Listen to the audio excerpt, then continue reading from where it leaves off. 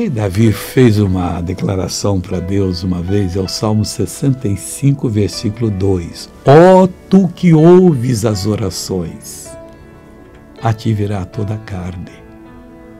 Eu não entendi, missionário, o que é toda a carne? Virá o boi, virá... Não. Todo homem que nasceu de novo. Antes do novo nascimento, nosso coração é pedra, insensível, não sente nada. Mas depois que nós aceitamos Jesus como Salvador, passamos pelo batismo nas águas, somos batizados no Espírito Santo, nós deixamos de ter um coração de pedra e temos um coração de carne.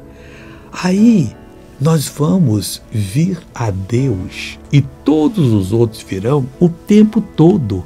E por quê, missionário? Porque eles agora sentem a presença de Deus. E o bom é que eles vão fazer orações e Deus vai ouvir. Pega essa palavra para você, tá bom? Que Deus te abençoe. Veja essa pessoa abençoada. Tinha essa mão adormecida.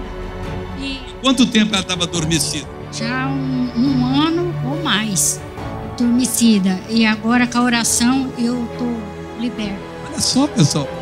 Agora eu quero orar com você, Pai.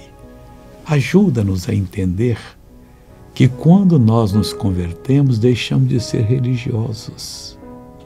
Passamos a ser praticantes da Tua palavra, verdadeiros vencedores.